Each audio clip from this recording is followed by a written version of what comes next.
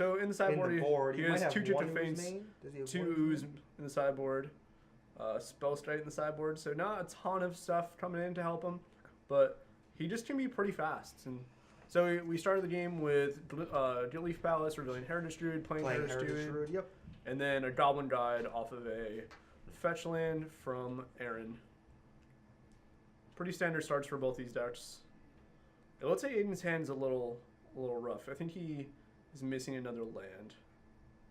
So he leads Elvish Mystic off of Leaf Palace and plays Heritage Druid. Still in reasonable shape, though. No, for sure. I mean, if he draws a land, he can play Dwynen's Elite and then play Elite the Stampede. He doesn't off even of that. need to draw a land. He can just tap Just Mystic not have this, and the yeah. land for Dwynen's He just Elite. needs this Elvish Mystic to make it to his turn. Yeah, I mean, if Aaron has Searing Blaze here, the game is all but over, in my opinion.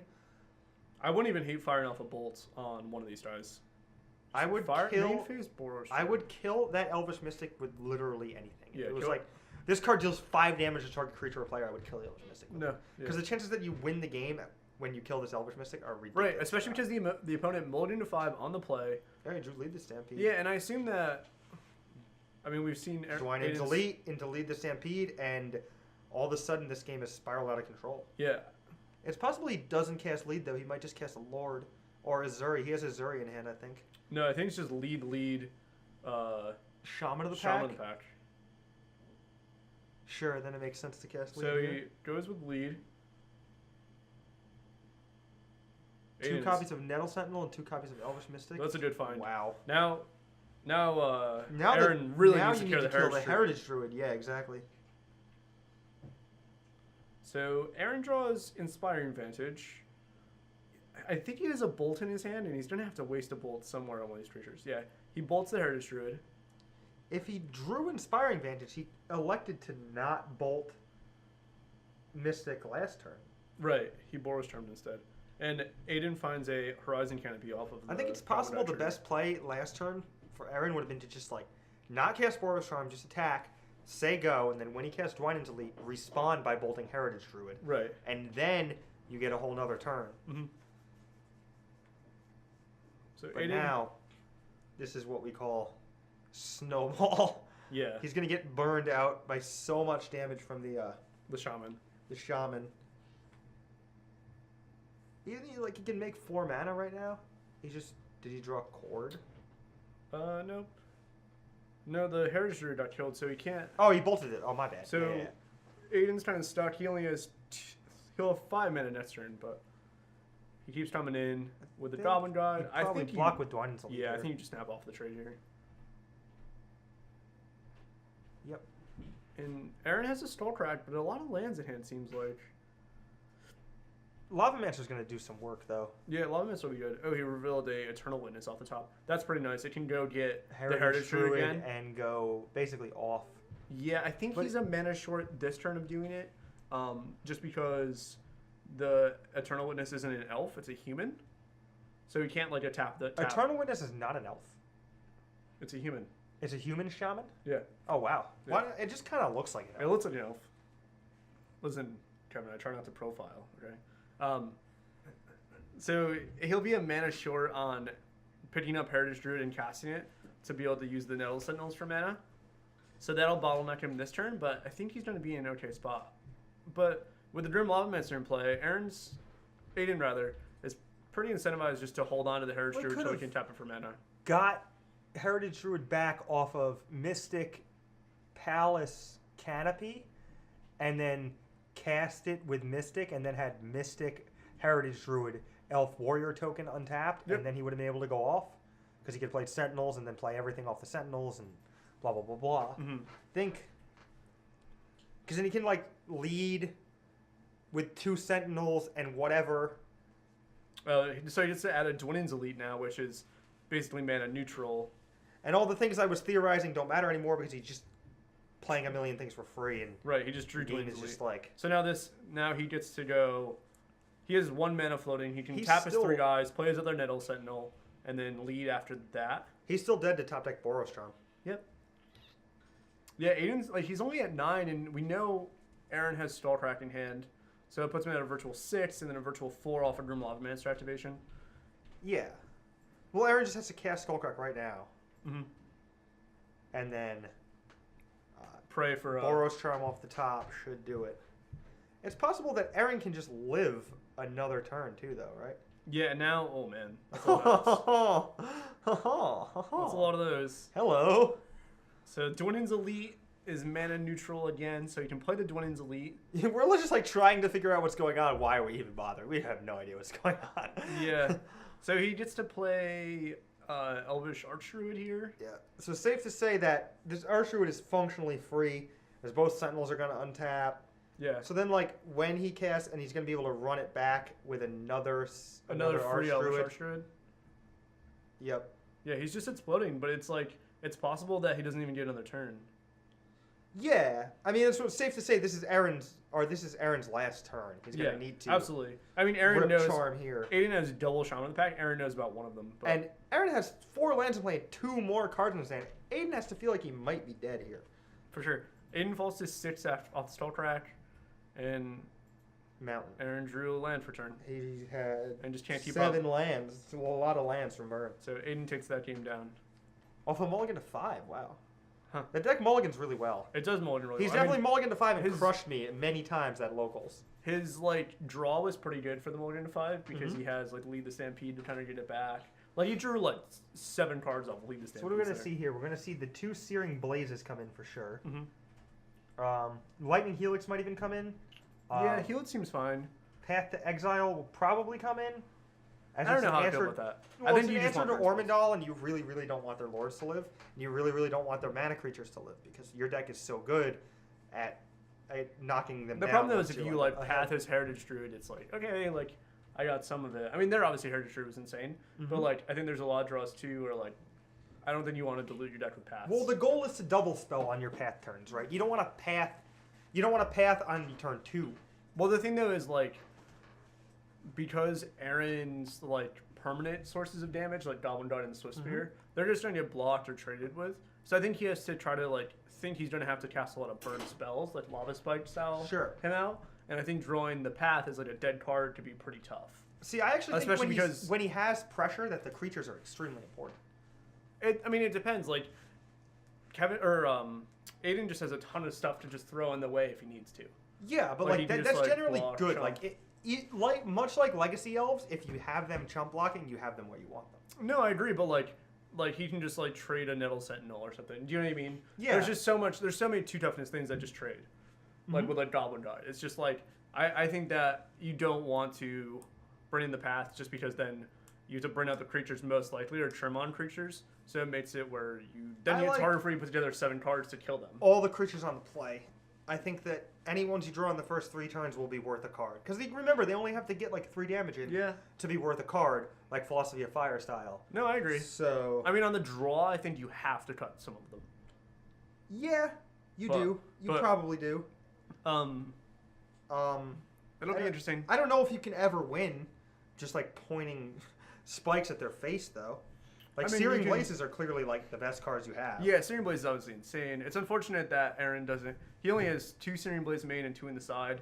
No Searing Bloods or anything. But, like, there's Deflecting Palms main, and, like, we don't want those anymore. So, like, we're definitely going to bring in... Yeah, he has 2 Deflecting Palm main. That's pretty interesting. So, yeah, he definitely has to get rid of those. He'll definitely probably bring in, like, Helix, Blazes. I think you probably want a Tartarus Command. If you leave in the creatures, I think you want Command.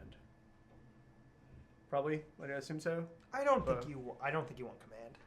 I think it's mana intensive and doesn't kill an elf, which is a trap. And the only thing that you can do that's mana intensive that doesn't kill an elf is Boros Charm because it's worth so much. Right. You can keep a couple Skullcracks in because they have things like Finks and stuff. Yeah, he has Finks, Scavenging. But like a great answer to Finks is just Path. No, that's fair. Do you think Aidan's going to bring in... So Aidan's sideboard is 2 Corridor Crawling, 2 Fracturing Gust, 2 Reclamation Sage, an Elvish Champion, 2 Future Faints, 1 Eidolon of Frederick, 1 Spell Strike, 2 Scavenging, 2 Selfless Spirit, 1 Intrepid Hero. I think he's going to bring in the Finks. Probably like some of the Reclamation Sages just because they kill Eidolon. I think he'll bring in the Chords. Yep. The 2 Finks and the 2 Oozes. Maybe a Spell Strike. And there's a conversation to be had regarding Spell Strike. But I think that a lot of people would bring it in. Not sure if Aidan would bring it in, and I'm not sure if you need it. No, I agree. That makes sense. So Bad My time of guess the is that match. I would bring it in, and it wouldn't be good, and Aidan would not bring it in and understand why he's not bringing it in. Yeah, we that's can fair. definitely ask him if the opportunity presents itself later on, but...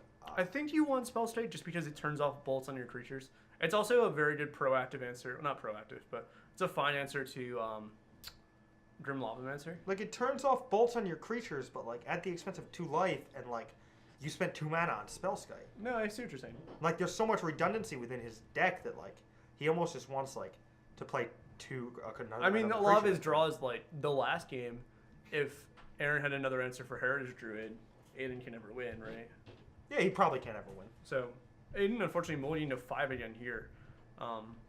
Just can't seem to find suitable hands, but he keeps this one. Seems fine. It's Guild Leaf Palace, Basic Forest, Elvish Mystic, Archdruid, and Azuri. Yep.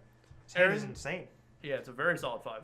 Aaron leads Inspiring Vantage into Monastery Swiftspear with a hand of a few lands, Stallcracked, Searing Blaze.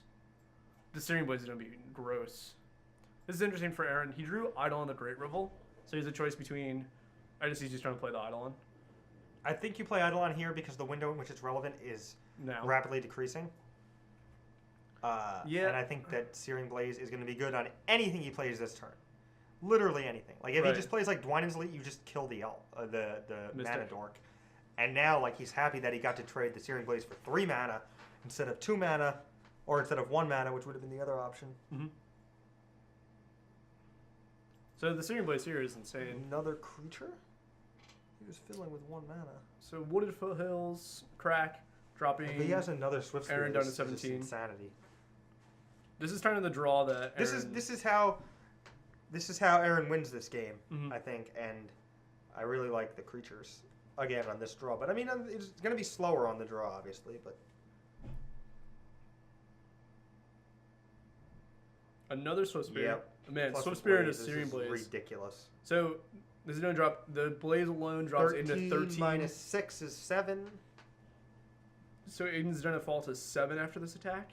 Yeah, and like see now the creatures don't matter anymore. Right. Like now he's just dead. And so like Aaron, the most reasonable burn you draws. Aaron falls to 15 after the. Oh, he's got a company. Finks could help. Finks might be able to get him out of this, and the company won't cost him any life. So, do you main phase the company? No, I just say go. Oh, because of Skullcrack? Mm-hmm. I think you probably do main phase the company, actually. It's close, but...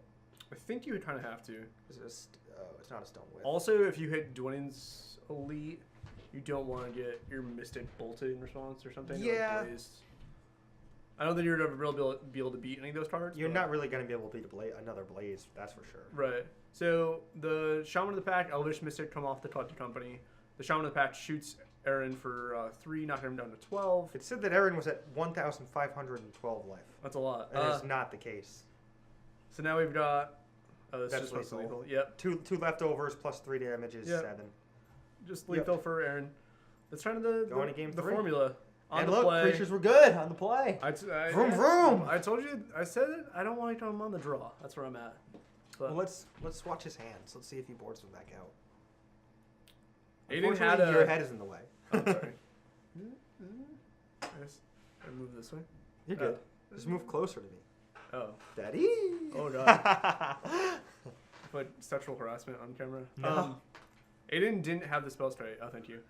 That makes it a lot easier. Aiden didn't have the spell strike in his deck, but he had at least 1 Reclamation Sage. I don't hate Reclamation Sage. It gives you like a thing to find off a lead, and it just is like a 2 mana. It's a 3 mana 2-1. You know what I mean? Like you can trade. No Reclamation Sage? Yeah, it kills Eidolon the Great Revel. Huh. Interesting. And it's just a body, and it's easy to cast. Because Aiden doesn't really have any other answers to Eidolon, and some of his draws are like real bad against Eidolon. Yeah. Definitely could see him boarding it in. Like if I have Cord in my deck, I definitely want at least 1. Upgrading, like turning the Azuris into it, or turning the Shaman of the Packs into it? I might turn the Shaman Packs into it. I don't really think you need a Shaman of the Pack that often to win the game, right? I also don't think Lead the Stampede is very good, but I'm sure you already boarded that out.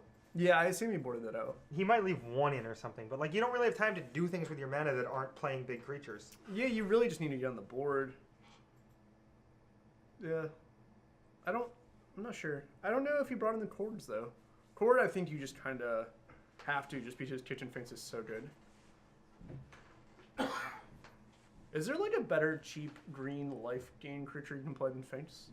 Like a 1 or 2 mana one? There's not, right? I'm used to playing Obzon Company, so like against Burn you can court for like 1 for like Birds and Forge Tender. Yeah. That card's just insane. But Card is really good. Mm. And then like you have a Pride Mage that kills Eidolon too. Yeah. A lot different. Elves used to have Ooze is the one. Mm-hmm. Pre-game handshake. Alright, so we'll go back to the match. And Aidan's got Druid on the play. He's got a pretty solid hand. He's got Temple Guardian, Azuri, Which, Leap like, is- Stampede, Elvish Archer. Like almost always worse than Mystic, except when he has Dwynen's Elite. Yeah. Which he does. He does have Dwayne's lead. This is a pretty explosive start. And another Heritage Druid off the top. So that means he's going to be able to have some redundancy. Oh my god. He's going to get crazy. Yeah. He's got turn to Arch Druid. Yep. He's got turn to Arch Druid and still has like 5 mana in play. Mm-hmm. Even if they kill it. Yeah, Aidan's hand is great. He's got Heritage Druid, Lead the Stampede, Azuri. If Aaron has Blaze, he just has to Blaze the Arch Druid. He Druid has to. here. And like still not in good shape. Absolutely. This match is very swingy. Yeah. Game 2 was like pretty not close, and this game is like pretty not close the other way. Right. In game 1, it was like Aaron could have maybe raced him, but had a hard time. Okay, so All right, so Blaze, we're inching our way back to parity yeah. here. So Goblin Guard comes in for 2. Aidan falls down to 11. I think that was an Elvish Visionary off the top that we saw. Aaron definitely has a shot now. Does Aidan still have a court? You said he has Lead, Azuri, Visionary. Yep. And Heritage Druid. Yep. Yeah, so he doesn't have a way to gain life yet, but he can represent like 30 damage next turn. Yeah. I think you want to lead on... Lead. I think you want to lead on lead.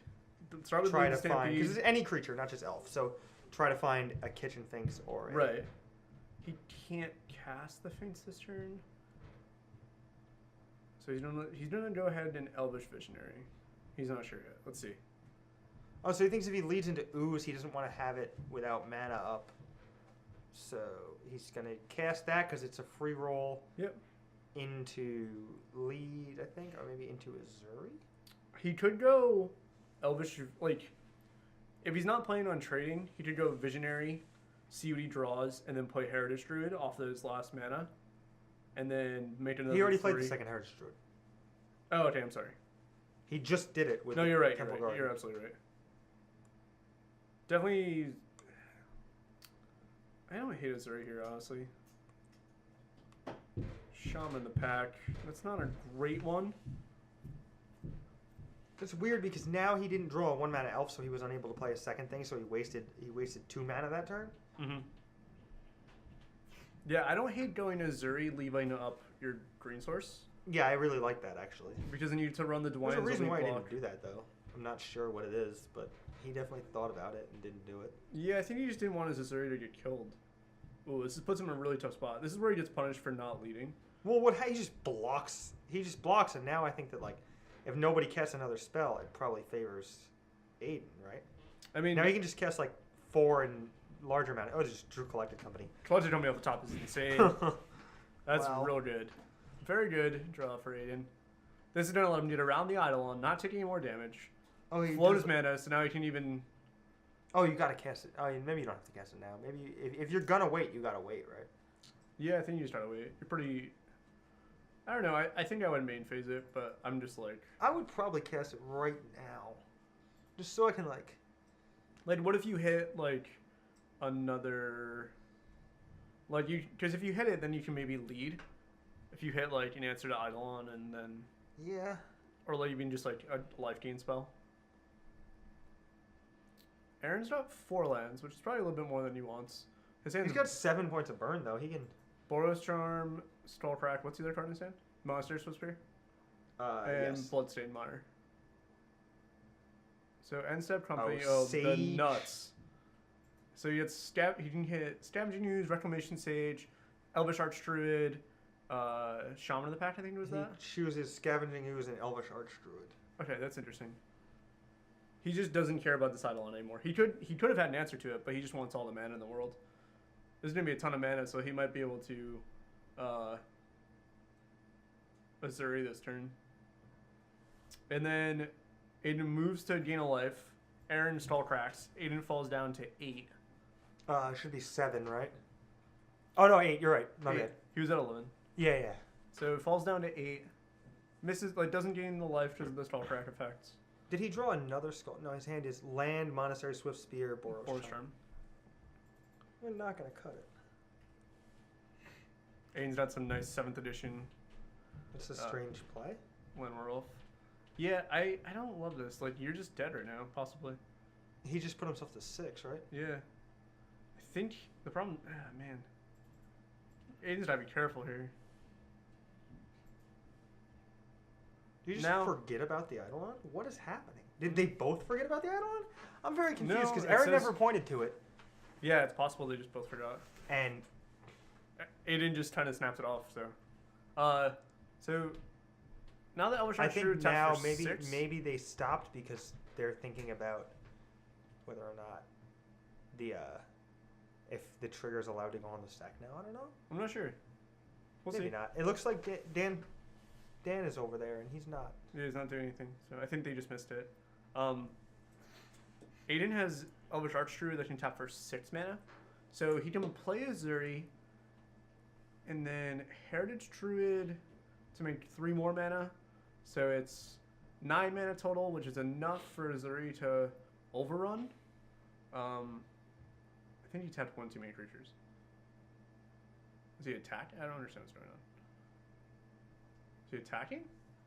I guess maybe he's attacking. He's just trying to trade off creatures and then gain life with Scavenging Ooze. That made some amount of sense.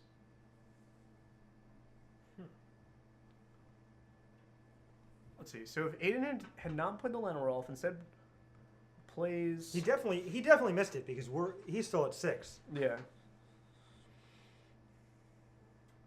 This is an interesting turn. This turn was very strange. 6, 7. So Aidan comes across for 7. I mean, there's a free block on Heritage Druid. Yeah. Or I guess you block the token technically, so he doesn't put another creature in the graveyard. We can't really see the graveyards, but I think there's only 2 or 3 more creatures hanging out down there, right?